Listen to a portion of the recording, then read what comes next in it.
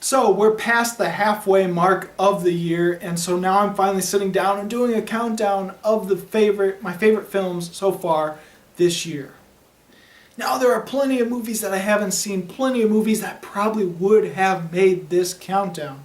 And so if there's a movie that you feel, hey, this deserves to be in the top movies of 2016, go ahead and comment, and most likely I just haven't seen the movie yet. Especially if you don't see it among my movie reviews, most likely I have not seen it. But there are a few movies in May that I have seen, just haven't reviewed yet. So last year I did a top 15, mainly because it was 2015. I thought, that's a pretty nice number for 2015. This year I'm going to go a little crazy because I'm not going to go 16. Instead I'm going to go 20. Because I had a lot of really fun, really great movies that I've liked so far this year. And there are two things I might as well tell you beforehand. One is that this is just the first half of the year. So this, in regards to what movies can possibly make this list, only movies from January to June of 2016 can make this list. So if they came out in the United States during any of those months, then they are eligible. So no July movies can be accepted in this list. But some of them probably are in this list right now. Also, as a disclaimer, there are a few movies in January that came out as wide releases that ultimately many people consider to be 2015 films, especially since they were nominated for Oscars in 2015. But because they had wide releases in the US in January, some of them did make this list. In particular, two of them for sure are on this top 20. Actually, within my top 10. So without further ado, let's list off my number 20 film of 2016 so far from January to June. It is Southbound. Now Southbound is a horror piece, it's an anthology piece. It's the creators of VHS, or at least one of the VHSs. And what I loved about this anthology piece, it feels like it's all set in one place, all set in this desolate road or an area around this desolate road. And there's a flow to it that is incredibly unique compared to some of the other anthology pieces out there. All the stories connect and flow into the next one. And that also helps the theme and the structure of the film that I won't go into details with. It's best to enjoy it and figure it out yourself. With that said, because it is an anthology piece, there are a few ones that aren't as strong and aren't as good as the rest. Some of the short stories are just absolutely amazing, while some of the others are just sort of okay. But because of the strength of some of the other short stories, I really enjoyed this, and it's easily more of a 4.25 star film for me out of 5. So this is my number 20 of 2016 so far. Okay, my number 19 is a comedy I didn't get to review yet, but I did list it off in one of the countdowns I just recently did. My number 19, Neighbors 2 Sorority Row. For me, this is just like 22 Jump Street was for me. Similar to 21 Jump Street, the first Neighbors was okay. I really enjoyed it, but for the most part I thought it's not as great as other comedies and other Seth Rogen movies that I have seen. But Neighbors 2, however, I feel is like 22 Jump Street in the fact that I like it so much more than the original film, or the one that this is a sequel of. And similar to 22 Jump Street, there is an awareness of it, not to the point of being meta and being like, okay, just do what you did in the last film. It has some of the same beats, but it's done differently and done to different comedic effects. Even some of the jokes and even some of the plot points are references to the first film, but done and comedically done in a completely different way. Plus, similar to the first one, there is heart to it, there is character development, there are character arcs. And it's done in an even more emotional and a deeper way in Neighbors 2 Sorority Row. For me, it's a far better film than Neighbors. Alright, my number 18 I did get to review. My number 18 is Hush. The premise alone is pretty amazing. It's set up as a home invasion movie of this killer wanting to get in this house and kill this main character.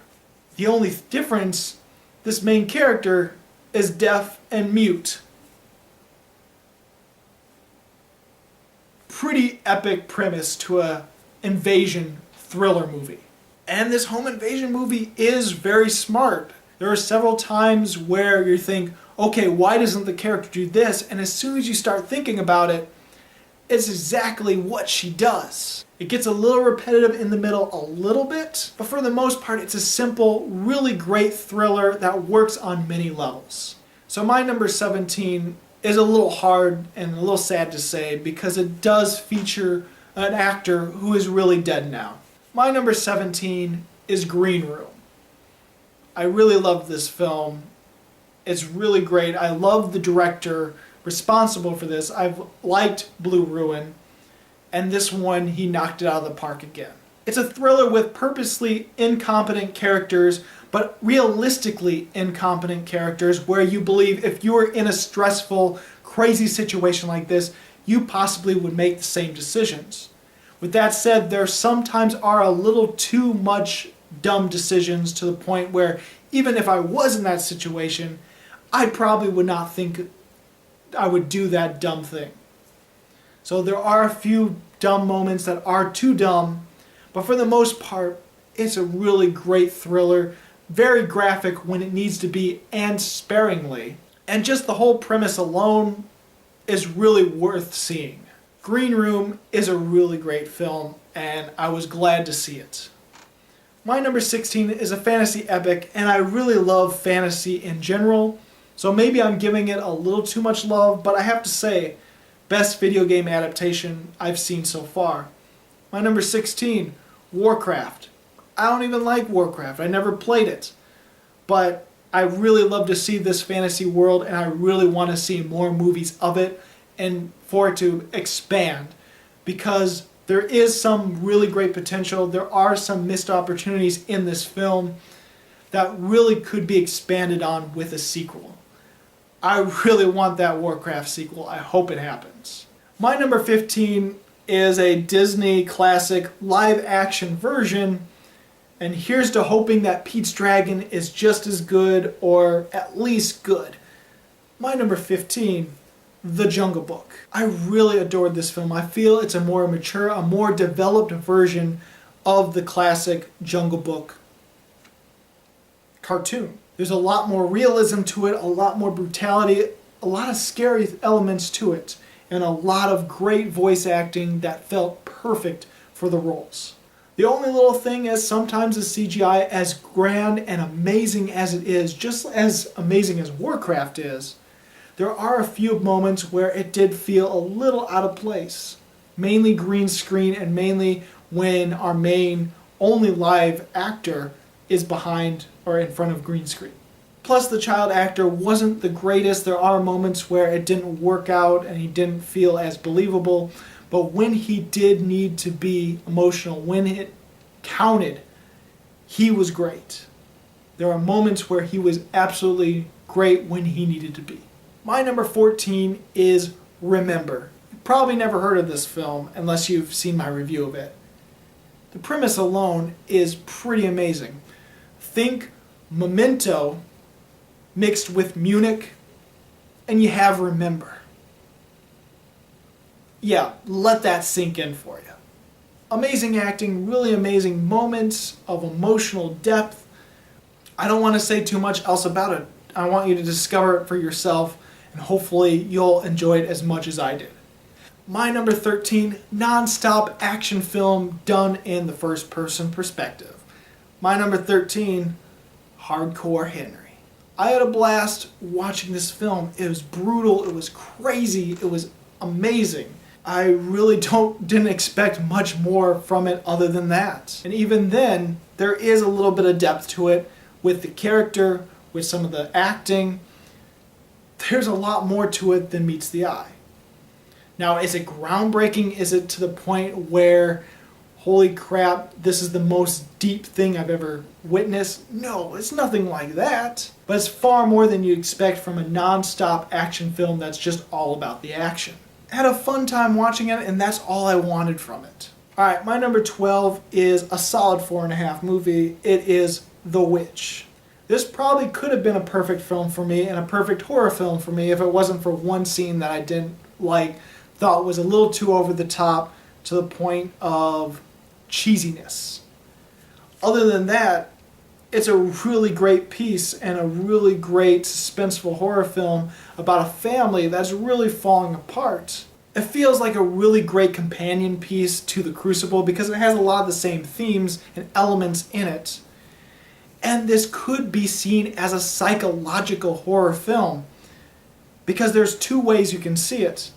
You can see, oh, there really is a witch and all this is really happening, or maybe there really isn't a witch at all. It actually could work. I watched it again to make sure it works. It does work. You can see it as a movie where there is no witch. It's creepy, it's disturbing, it's very twisted. Unfortunately, I can see why some people will hate it.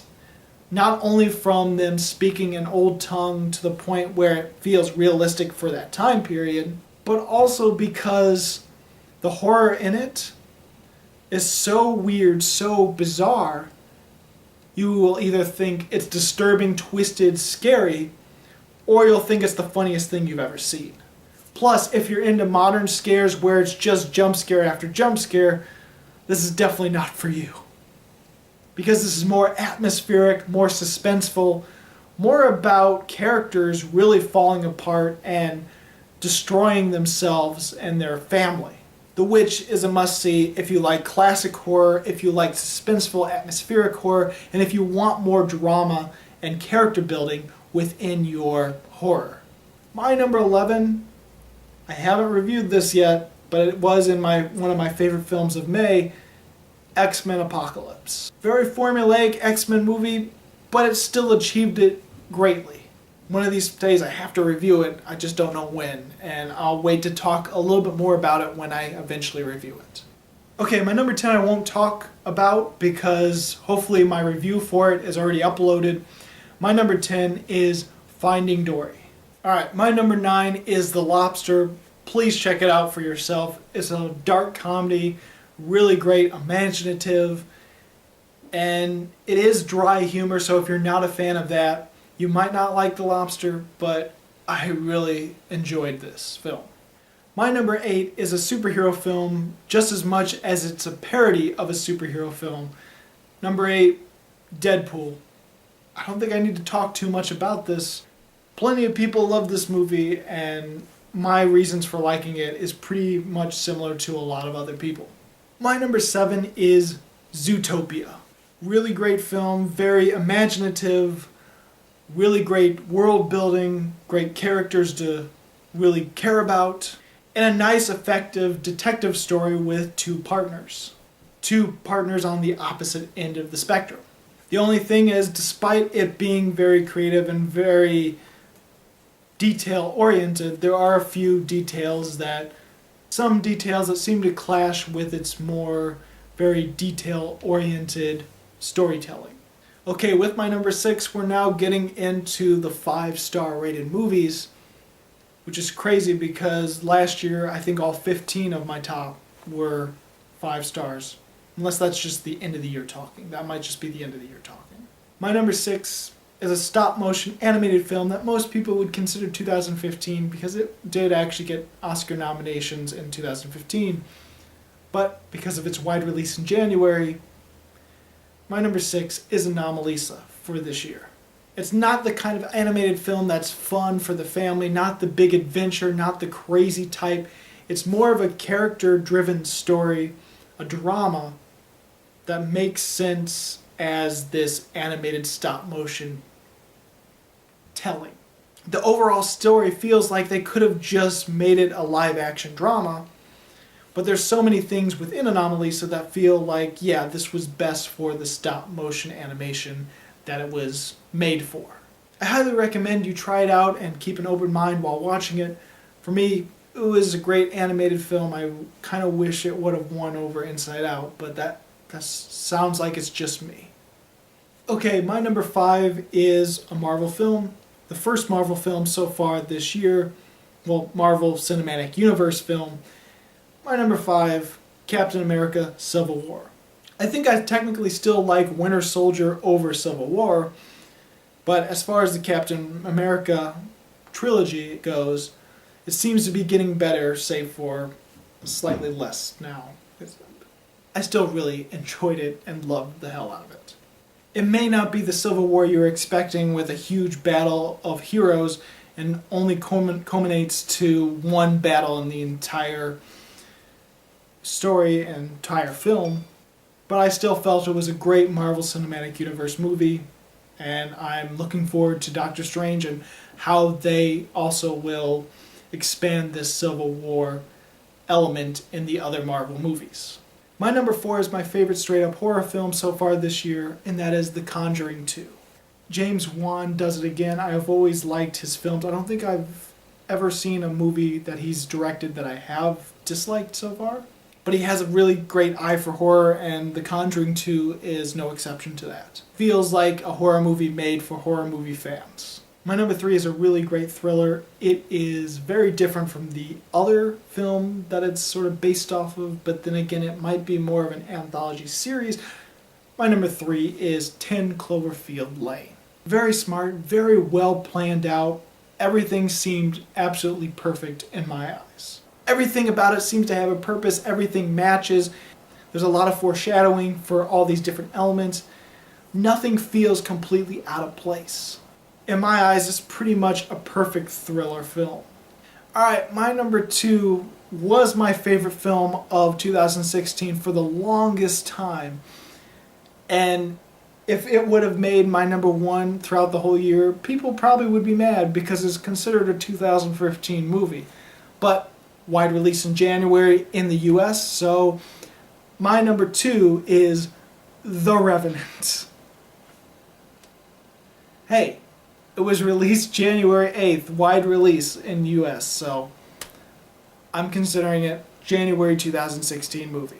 It's very grueling, very epic. Leonardo DiCaprio and Tom Hardy were great in it, as well as the rest of the supporting cast.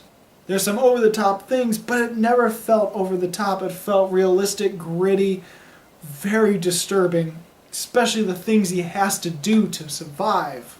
It's a long movie, but the whole thing is a long endeavor and really puts you in the seat or in the position of our main character as he struggles to survive through the wilderness to get to where he needs to be. Okay, my number 1 film of 2016 so far is a movie from May. It's also my favorite film of May, which is The Nice Guys. I haven't done a movie review for it yet, so I'm going to wait till I actually do that, which unfortunately could take a long time since I'm really backed up on movie reviews. So much so it is disheartening. So those are my top 20 films of 2016 so far. There are plenty of movies that I missed out in January through June and probably could have made this list. So what is your favorite films of 2016 from January to June? Don't be saying any July movies, or if you're watching this in the future, other months. This is January through June. What are your favorites of 2016 so far?